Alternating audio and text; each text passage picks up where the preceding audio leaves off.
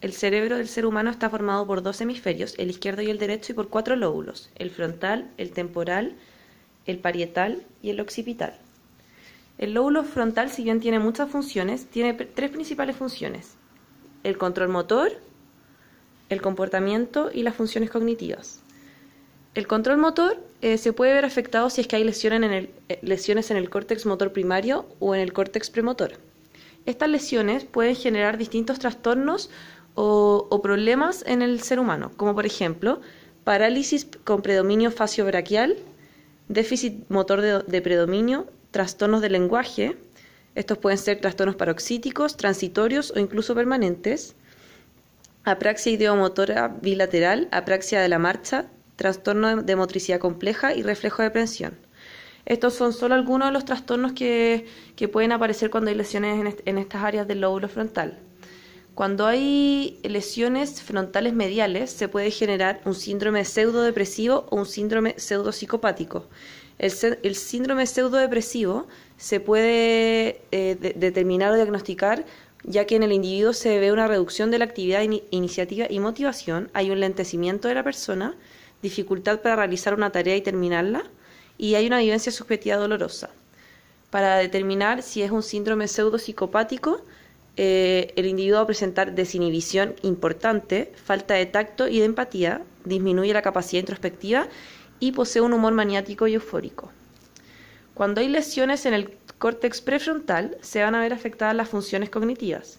Se va a ver afectada la planificación, es decir, el individuo va a tener dificultad para planificar y llevar a cabo acciones con muchos pasos, va a tener una gran distractibilidad, se va a ver afectada la memoria de trabajo, la organización de las acciones, es decir, se puede desarrollar una apraxia frontal. Cuando hay apraxia frontal, la persona suele omitir pasos, se confunde, invierte pasos en las acciones, interrumpe tareas que ya estaban en curso o no respeta objetivos. También se puede ver afectado el lenguaje, generándose una afasia adinámica e incluso trastornos en la formulación del lenguaje. Una afasia dinámica, como podemos ver en el mapa, es una lesión que se produce por la área motora suplementaria, más especialmente en el área de Broca, y se caracteriza por una incapacidad de expresarse por propia iniciativa. Una última área que se puede ver afectada cuando hay lesiones en el córtex prefrontal es la memoria a largo plazo, por lo que se puede desarrollar un déficit en la memoria contextual y de la fuente, es decir, la persona puede aprender cosas pero no va a recordar el contexto ni la fuente de dónde lo aprendió, y también se puede desarrollar una amnesia retrógrada. Esta amnesia alude a eventos ocurridos antes de la lesión. La persona sí se va a acordar de cosas del presente y del futuro, pero no lo que ya pasó.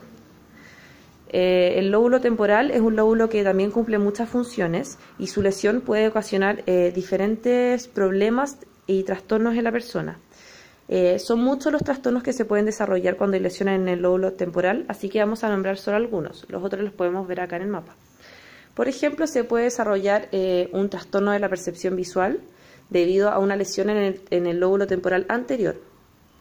Algunos síntomas de este trastorno son dificultad para interpretar material inusual complejo, la dificultad para identificar figuras abstractas superpuestas, también dificultad para reconocer caras o fotos de personas y para percibir señales sociales sutiles.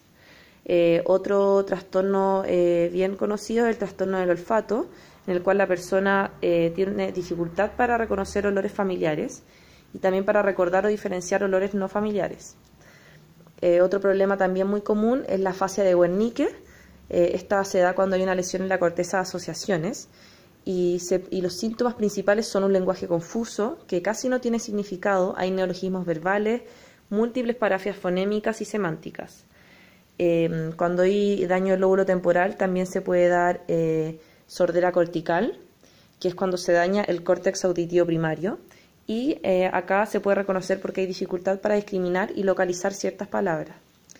También podemos ver en personas con daño en el lóbulo temporal el síndrome de Gestalt, en el cual el principal síntoma es la preocupación exagerada por temas morales, filosóficos y metafísicos.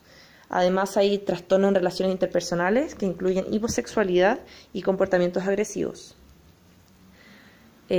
Acá están todos los síndromes y trastornos que se pueden desarrollar con lesiones en el lóbulo temporal.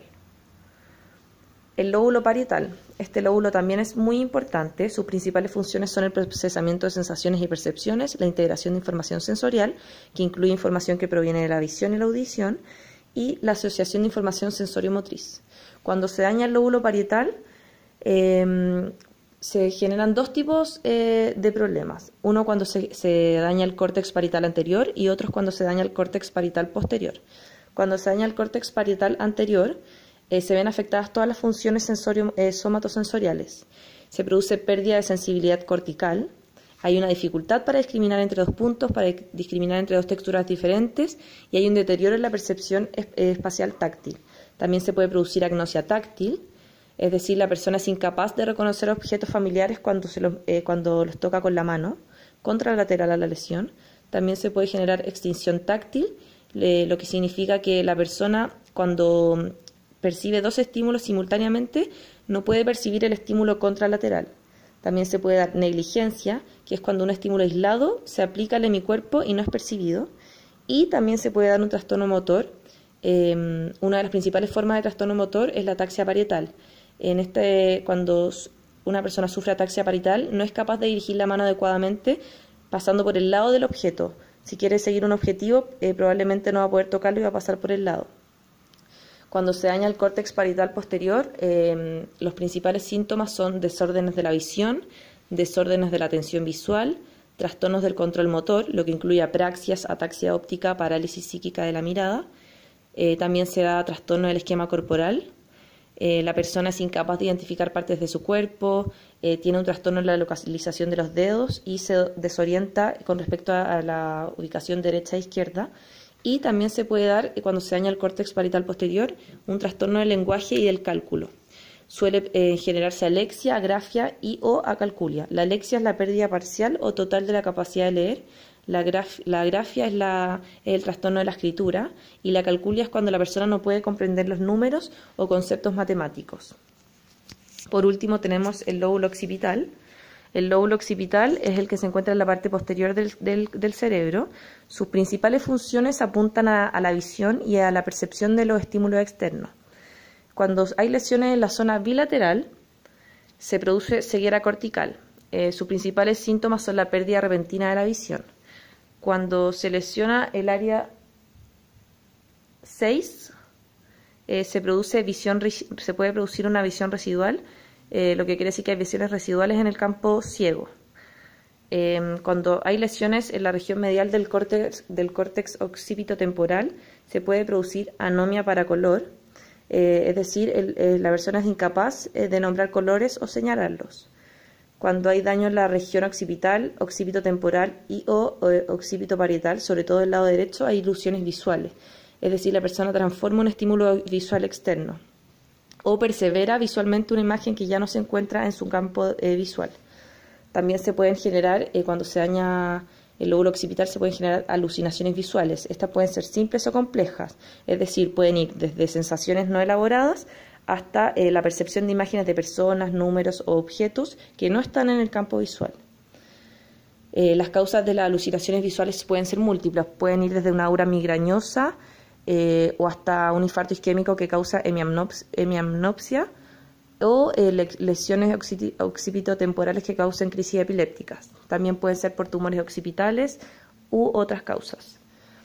Cuando se lesiona la zona bilateral, en la región occipitotemporal bilateral, hay trastorno de la percepción de los movimientos. Por ejemplo, un síntoma principal de este trastorno es que la persona tiene dificultad para cruzar la calle o poner líquido en un vaso, ya que no puede juzgar la posición exacta de los movimientos. Cuando hay daños en el lóbulo occipital, también se puede generar agnosia visual de objetos. Esta puede ser aperceptiva o asociativa. La aperceptiva se da en lesiones bilaterales del lóbulo occipital y las asociativas en lesiones posteriores bilaterales. Pero ambas hacen referencia a la dificultad para identificar objetos. También se puede dar prosopagnosia debido a lesiones temporo-occipitales inferiores bilaterales. La prosopagnosia es un trastorno muy severo, ya que la persona es incapaz de reconocer caras, incluso su propia cara. Además de todos estos daños, tenemos que nombrar también que con daños en el lóbulo occipital se puede generar alexia sin agrafia, es decir, la persona tiene incapacidad de leer incluso las palabras que acaba de escribir, y escotomas, que se refiere a puntos ciegos en el campo visual de la persona, pero no la pérdida total de la visión. Como podemos ver, cuando se lesionan algunos de los lóbulos del cerebro, estas pueden tener consecuencias importantes en el funcionamiento del día a día de la persona, desde consecuencias en su comportamiento, en su visión, en sus funciones cognitivas, en su manera de escribir, de hablar, afectando así todo su funcionamiento. Muchas gracias.